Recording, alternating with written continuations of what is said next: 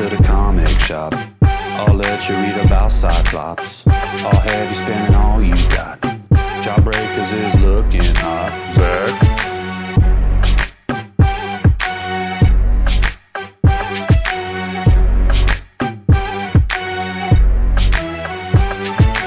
All right, I promised you guys a third video today, and here it is. Left Hand Legit on your Twitter account, back in the house, ready to talk to all of you beautiful people about comic books that move the needle.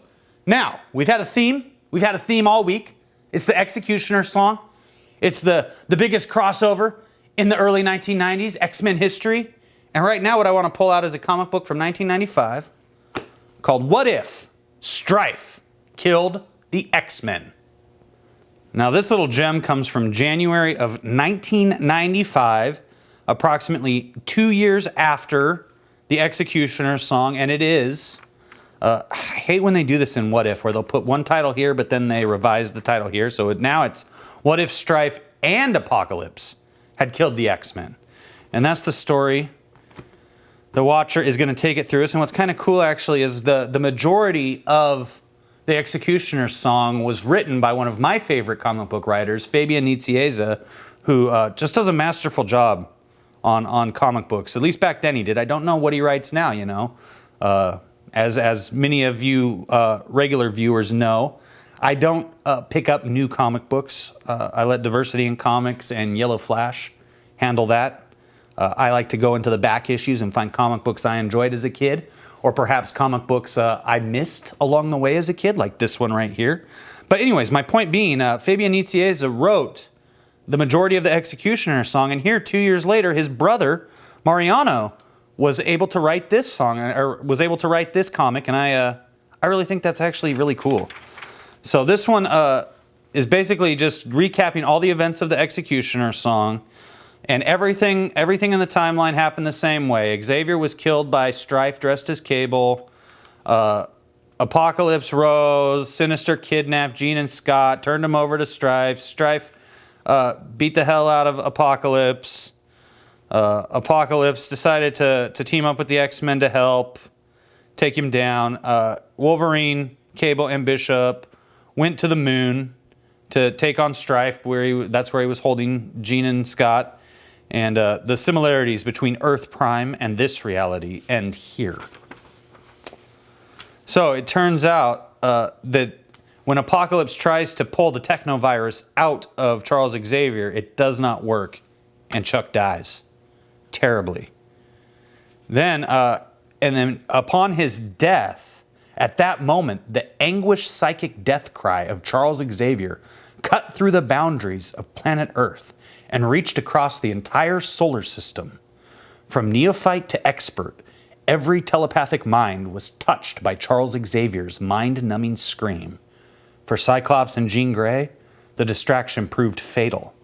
Stryfe's concentration was broken, and his frail telekinetic bubble shattered, exposing the two X-Men to the harsh vacuum on the moon.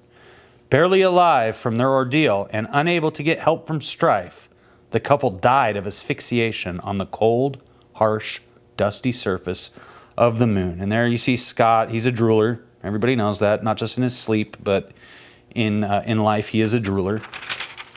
And he dies. So, free pop for Charles Xavier's death. This is the world I want to live in, where Charles Xavier died and it caused Cyclops to die. It's too bad Jean had to go with him, but I'm willing to make that sacrifice because we can clone her and make a super sexy Madeline Pryor. So basically all the X-Men are really pissed, and X-Force, and so they're all really pissed because it didn't work, and Apocalypse, they blame Apocalypse. We trusted you, Apocalypse, and you betrayed that trust. The strong survive, the weak perish. Xavier was weak. And he was. I mean, he's in a wheelchair. He's not known for his physical strength. He's not known for his rugged masculinity either. And of course, that's not good enough. And we're gonna fight you, Apocalypse. So they're gonna have it out there. Meanwhile, back on the moon, everyone's still fighting, like we saw, just like we saw in the X-cutioner song. And pretty pathetic bunch, if you ask me, Stryfe. Oh, that wasn't my Wolverine voice. Let me do my Wolverine voice. Pretty pathetic bunch if you ask me, Stryfe. I didn't, Wolverine, and they did serve a purpose. They left you weakened and disoriented enough for me to do this. Logan! Crack! An automatic airlock seal slides into place, protecting the occupants of the room. However, neither an indestructible adamantium skeleton nor a super healing factor can save Wolverine from the airless void of the moon's surface. He's dead! You've killed him! Stay down, Cable. You took a heavy hit. And X-Men don't sell their lives cheaply. A most impressive display of raw energy, Bishop. But I wonder what would happen if your energy was telekinetically held in check. Then let's say your body, actually a living battery, was pummeled with energy. Just as I suspected. Pain followed by a massive discharge. A milky discharge. A pity you didn't live to see the results. Ooh, you sinister, sinister boy. Okay, you're not sinister, you're Stryfe. The last one, my lord. If you think I'm going to grovel, forget it. Just finish me and be done with it. All in good time, dear brother. All in good time. Am I doing too much of a Skeletor voice for Stryfe? Let me know in the comments below. So anyways, like, basically Apocalypse just knocks the living hell out of all of the X-Men and kills them all. Well, not all of them. There's going to be some that are left alive, but he kills all the ones you're seeing right here. Except for Sam Guthrie, Cannonball. And then he goes to confront Stryfe. So, you know, this is Stryfe. You can tell by the metal neck and the scars on this eye. Cable does not have scars on that eye. So, and I get confused because he's like, you just get confused. And then, you know, they have this big complaint, blah, blah, blah, blah. I'm not your real enemy. None of the X-Men ever were. Release me. Together we can stand against him. We can defeat Apocalypse. Do you hear me, Stryfe? No, he doesn't. He doesn't care what you had to say, Cable. Meanwhile, back at the X-Mansion, everybody got new outfits and dressed in red, and it makes you wonder, how long did it take them to put these together? Did they 3D print these outfits just real rapidly? Because you would think that with the Professor dead and half their X-friends dead, and Jean and Scott dead on the moon, and Wolverine dead on the moon, and Bishop dead on the moon, and Cable imprisoned on the moon, they wouldn't have had time to get into this new fancy get-ups, but they did. And they take a modified Blackbird, Forge with his Errol Flynn mustache, or perhaps his Zorro mustache, as modified the ship because he has that mutant ability to do such things. And so then they fly up there and they're like, they're gonna fight, and Apocalypse, X-Men, is there no end to your foul brood? No, it turns out they're not. And then Guido, stupid, strong guy with his stupid little tuft of hair. The only brooding foul-up who's going to come to an end around here is you, Blue Lips. Let's trash these suckers. Well, guess what? It turns out that Apocalypse is totally awesome. And once again, victory is mine. The fit survive, the strong triumph. The end of the X-Men is upon us. So, like, yeah, basically, like, even though they tell you it's what if Stryfe killed the X-Men, truth is Apocalypse took out way many more X-Men than Stryfe could ever dream of. I wouldn't quite count it as a win yet. What? Cable? You're speaking riddles, soldier. But talk won't save you. Your worthless life is now mine to do with as I please. You can't win, Apocalypse. You can't kill ideas. You can't destroy dreams. I already have, and I will break you just as I broke the X-Men. I sense the bond between us, Stryfe. You and I have more in common than meets the eye. Join me. I put out my hand to you in friendship. Take it. Let us hold hands like George W. Bush and a Saudi prince walking around the ranch in Texas. No. It's time to put an end to the last gasp of Xavier's dream. And Stryfe is just like, no, today I accidentally killed my parents. I guess it was an accident. He didn't do it on purpose. In Earth Prime reality, he did do it on purpose, didn't he? He was gonna kill them on purpose. But now that it wasn't his fault, he feels bad about it. Arrgh, and he hits him. I will not kill my brother. You're not brothers. one of you is the clone of the other. That is not a brother. That is a doppelganger. You're confused, my son. No, for the first time in my life, I see things clearly. And then Cable, this is Cable. The time vortex. Stryfe, don't do it. And then Sam flies in and grabs Cable. There's nothing you can do, Cable. He's on his own. Put me down, boy. That's my brother back there. He's the only family I've got left. Well, sorry, it's too late, sir. And so like, everything explodes and they get away on the Blackbird. And Cable's like super sad because most of his life he's hated Stryfe without ever really knowing who he was. But he's not heavy. He's my brother, baby. So anyways, back at the X-Mansion, blast you, Xavier. He's looking at this picture, right? I never believed in your dream, your morals, your ideals, but you did. And so did my parents. Oh, look at this classic picture of the X-Men from X-Men, Uncanny X-Men #1.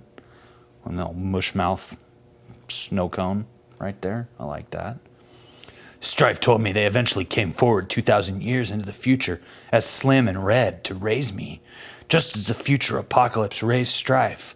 But they're all dead now. Some of those events will never come to pass. It's a paradox of time travel, but it doesn't matter. I'm here and I'm real. I've got to concentrate on what's important.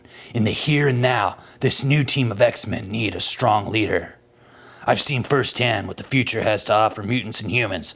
Force alone won't turn the tide against mutants. If I'm going to lead the X-Men, I must do it with a mixture of Xavier's ideals and my own. But now he's got the scars. I thought only Stryfe had those scars. It's just totally confused. The new X-Men strive for a better world. A world where mutants and humans can peacefully coexist. But we're not taking any crap along the way. Heaven help anybody who gets in our way. So boom! The new X-Men's exploits become legendary, and their roster changed through the years, but their unswerving devotion to the principles of the original team never wavered. But that's a story for another time. And indeed it is. And there we have it, you know, this is it. We get a profile on Scott Lobdell in here. That's fun. I'm not going to read it because it wasn't that entertaining. I could tell that he thinks he's funny, but it wasn't that funny. You're not that funny, Scott. Ooh, what's this? Marvel wants you to be Captain Universe in your own comic? That's right, we'll turn you into Captain Universe so you can fight evil side by side with the X-Men. You'll also get a personalized Captain Universe trading card with your name and stats, and a personalized double-sided poster, all for just $14.95. So they'll put you in a comic book, and you get to choose, and it's got a painted cover by the Hildebrandt brothers, which is totally awesome in my opinion. The Hildebrandt brothers did Marvel Masterpieces card set volume 2, and we're going to talk about that in the future. And you get your choice of male or female versions of the comic, the poster, and the trading card, which I actually think is really cool because that's the deal with Captain Universe. If you're not familiar, this is actually one of my favorite heroes. People don't give him the respect that he deserves, but basically Captain Universe is like this power that goes around. It's almost like, I mean, the best way to describe it maybe is it's like the Holy Spirit, where it comes over a person and allows them to do something heroic, and then Captain Universe leaves that person and finds the next person who is in need of something heroic happening, whether it's, you know, like lifting a truck off of a child, or saving a cat that's up a tree that the fireman can't get to, or stopping the Green Goblin from pumpkin bombing the hell out of your local mall. Captain Universe might just show up, take over your body, and let you be a hero that day. So I think this is actually pretty cool. And I don't mind that there's a choice of male or female versions. Even though this is testosterone overload, I still think it's really cool that they would allow you to be the chick or the dude, because girls do read comics. Not nearly as much as men. We all know that comics are for boys, but we're nice enough to let girls enjoy them too. So there we go. What if Stryfe and Apocalypse killed the X-Men? It's What If number 69, January of 1995, 2 years after the X-cutioner song happened, and written by the brother of the guy who wrote the majority of the X-cutioner song. So this is very cool. Tomorrow, we are going to talk about more comic books that indeed move the needle. We're going to talk more about Cable. We're going to talk more about the big guy's origin. We're going to talk more about Stryfe's origin, because they do go hand in hand, as we all know. And how are we going to do that? Well, we're going to cover a couple comics, and one of them is going to be the Askani'son 4-issue miniseries. I'm going to read the whole thing, and I'm going to report back to you on if it's worth it or not. I'm going to try to figure out what this Russian writing means. I don't know if Donald Trump was involved with this. I don't know if this was part of the Trump-Putin conspiracy to make comics great again. Ethan Van Sciver, was he involved in this? That would be their guy on the inside. No, Ethan is not involved in this that we know of, but that could also be part of the Trump-Putin conspiracy. So we'll have to find out more about that tomorrow on another totally awesome comic book review from Testosterone Overload.